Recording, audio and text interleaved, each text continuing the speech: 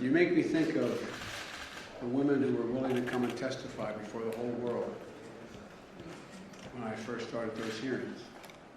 It wasn't viewed even among the advocacy groups as necessarily a particularly positive thing to do.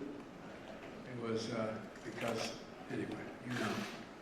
The idea that this took 5 years to reauthorize,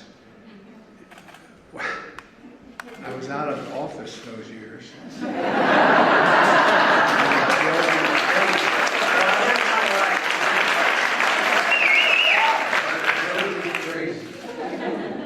Drove me crazy, the rationale for why it weren't. Anyway, we were told that we would literally be responsible for the disintegration of American families in the major press. It wasn't just the wackadoos. It was in the mainstream press. And we talked about creating shelters, give survivors a way out, because so many don't have a way out, and their children. By the way, the vast majority of children on the street, their mothers are there because she's a victim of domestic violence. And here's what they said, here's what they wrote. They said, these shelters, providing shelters, was nothing more than indoctrination centers for women's liberation issues. Now, I can get to the article. It's fact. Not a joke. Not a joke.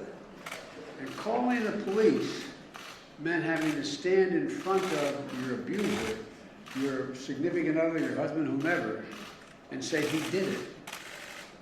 And I used to say when I'd get heat on this when I spoke, I remember making a speech at the Chamber of Commerce, and someone said, "You're going overboard here." I said, "Let me ask you, Jack." I said, if you had a 320-pound guy who could bench 400 pounds stand in front of you and beat that, smack you, you're going to say he did it?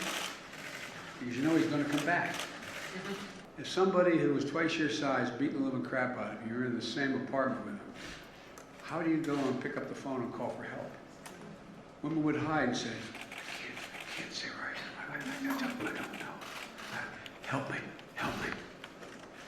I'd say, why didn't she leave? Well, she didn't leave. She had no place to go, and she had 2 kids with her. No money. Nothing. No family to go to. Leave? I've been asked time to time, was there a reason, I guess I got a little overwrought about this legislation early on. Not that I ever get overwrought. But until those women had the courage, and I remember in the back room, holding it, it's going to be okay. It's going to be okay. Can you imagine being among the first to stand before the whole damn world? And millions of people hear you recite how you were abused? I created a hotline, as I said, for millions of women who have used the hotline. And again, I'll never forget being told the first time. I said, what did you do? She said, I got behind the drapes. I held the phone. And I could pray God. Don't let him hear this. Pray God. I went to the family court when I was writing this.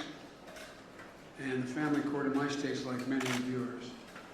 And I watched, because I was told this would happen, I watched a woman come up to the desk and say, I want to report that my husband's beating you. Well, why don't you have a seat over there? Not a joke. Go back and check your family courts back in the day. That's what happened. It's okay. You go over here. We'll get to that. No. I need help now. Because what used to happen is, a cop may be in the street and see a husband or a boyfriend or a man, anyone, smack his wife. They come over and say, do you want to bring charges? What else are you going to say? Yeah, I want to bring, we got the law changed to say the cop can arrest on information. He saw it happen.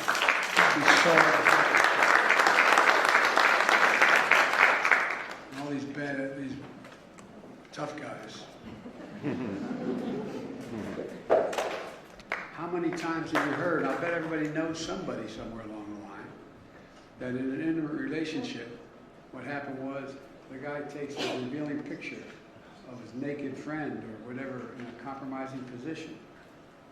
and then literally, in a sense, blackmails or mortifies that person.